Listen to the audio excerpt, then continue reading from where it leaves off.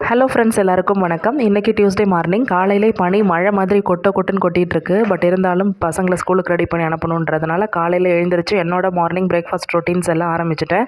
புதுசாக வாங்கிட்டு வந்திருந்த காய்கறிகள் எல்லாம் ஸ்டாண்டில் ஃபுல்லாக அடுக்கி வச்சுட்டேன்.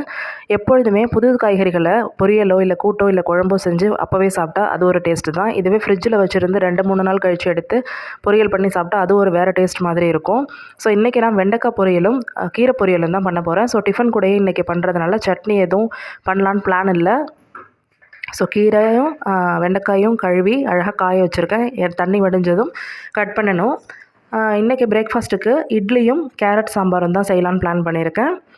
பருப்புக்கு தேவையான வெங்காயம், தக்காளி, பூண்டு, சீரகம், பெருங்காயம், அப்புறம் கூடவே கேரட்டும் மிளகாய்த்தூள் எல்லாம் சேர்த்து எண்ணெய் உப்பு சேர்த்து வேக வச்சு 4 விசில் விட்டு எடுத்தால் கேரட் சாம்பார் ரெடி ஆகிடும். இந்த கேரட் சாம்பார் ரோஸ்ட் பண்ண தோசைக்கு ரொம்ப டேஸ்ட்டாக இருக்கும். கேரட் பொரியல் சாப்பிடாத குழந்தைங்களுக்கு இது மாதிரி சாம்பாரில் கேரட் மட்டும் போட்டு குழம்பு செஞ்சு கொடுத்தா ரொம்ப டேஸ்ட்டாக விரும்பி சாப்பிடுவாங்க.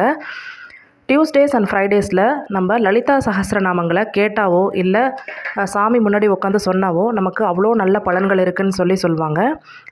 லலிதா சஹஸ்ரநாமத்தை பற்றின ஒரு குட்டி இன்ஃபர்மேஷன் உங்கள் கூட ஷேர் பண்ணிக்கலான் இருக்கேன். ஹயக்ரீவருக்கும் சப்த மகா ரிஷிகளுள் ஒருவரான அகத்திய மாமுனிக்கும் நடக்கிற ஒரு சம்பாஷணையாக லலிதா சஹஸ்ரநாமம் கருதப்படுது.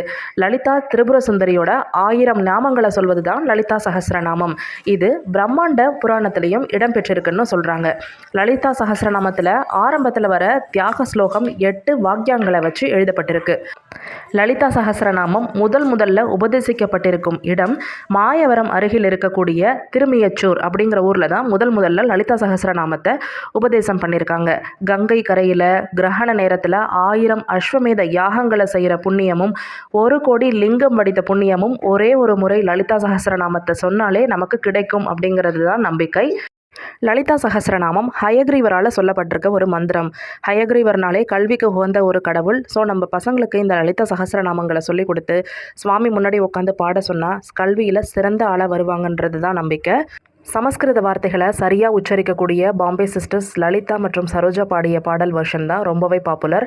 இந்த பாடலை கேட்டுக்கிட்டே சமைச்சதுனால என்னுடைய வேலை போனதே தெரியல. என்னோடய பிரேக்ஃபாஸ்ட் ரொட்டீன் வேலையும் முடிஞ்சிருச்சு. சாம்பார் கொதிச்சிருச்சு, தாளிப்பும் கொடுத்தாச்சு.